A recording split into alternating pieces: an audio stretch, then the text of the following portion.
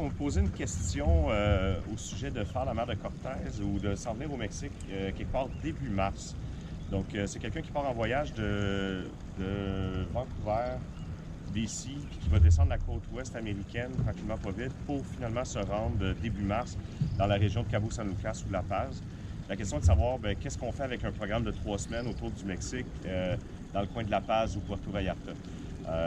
Donc, j'ai envie de répondre à ça que début mars, en fait, mars, ça commence avec la belle saison de la mer de Cortez.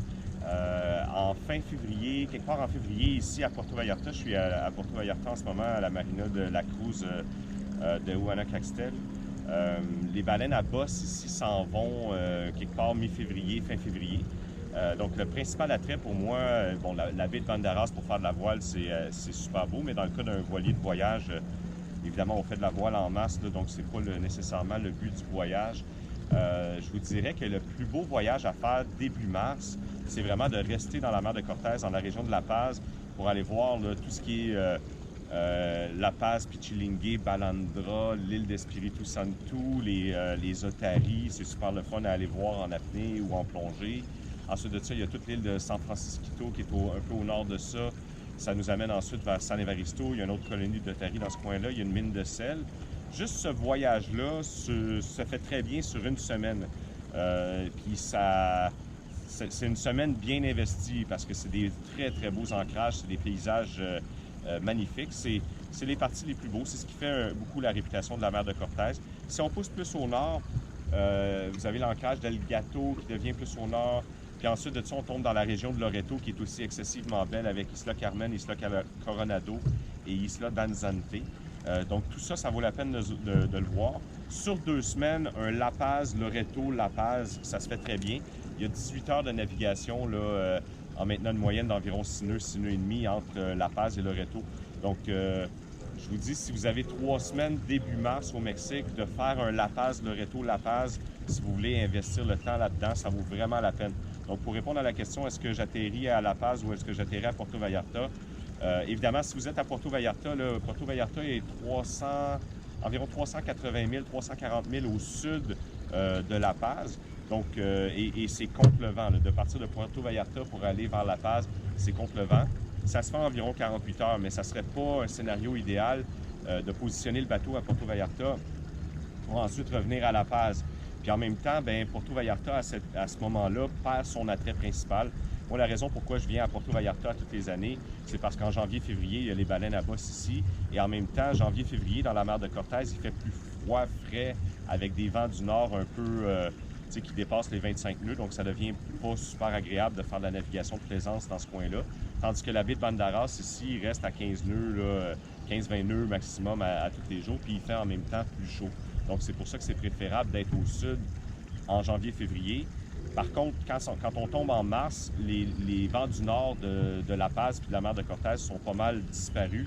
Puis de faire un La Paz Loreto, à ce moment-là, ça devient un des plus beaux voyages en termes de beauté d'ancrage, beauté de paysage qui est possible de faire, en tout cas que moi j'ai vu là, dans mes navigations. Donc, je vous le recommande fortement. Ensuite, si vous me dites, parce que le projet, c'est d'amener le bateau en avril, vers fin avril à Panama pour revenir au Québec au mois de juillet. La beauté de la chose, c'est que vous avez des navigations relativement tranquilles, voire trop tranquilles à faire pour accomplir ce voyage-là. Donc, quand vous partez, par exemple, vous faites ce que vous voulez faire entre La Paz et Loreto, allez voir les paysages qu'il y a là-bas, ça vaut vraiment la peine. Je vous dis, là, tout ce qui est Pichilingue, Balandra, tous les ancrages d'Espiritu Santo, il y en a plusieurs. Ensuite de ça, le petit village de San Evaristo, l'Isla San Francisquito, El Gato, Aqua Verde, Isla Danzante, Loreto, Coronado. Tous ces endroits-là sont vraiment à voir. Je vous les recommande fortement. Puis c'est comme je vous dis, c'est 18 heures de navigation, un Loreto-La Paz. Donc, ça se fait très bien sur 2 semaines de voir tous ces ancrages-là. Il n'y a pas de problème. Et ensuite de ça, on a fini cette partie du périple-là pour apprécier la mer de Cortez réellement.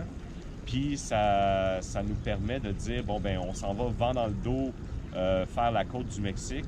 Là, vous avez un choix. Soit on fait un très long passage de mer, on s'éloigne le plus possible de la côte du Mexique pour passer éventuellement par les Galapagos pour se rendre vers Panama, ou vous faites un passage plus côtier qui vous permet de voir là, toute la côte ouest mexicaine.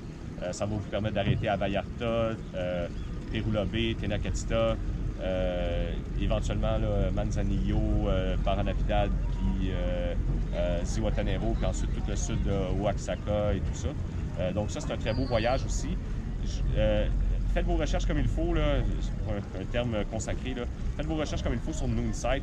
Personnellement, c'est mon sentiment personnel, c'est un sentiment, je ne vous dis pas que c'est une opinion fondée, mais j'éviterais Nicaragua, Honduras, Guatemala pour des raisons de sécurité. Je connais des gens qui y sont allés, qui n'ont pas eu de problème.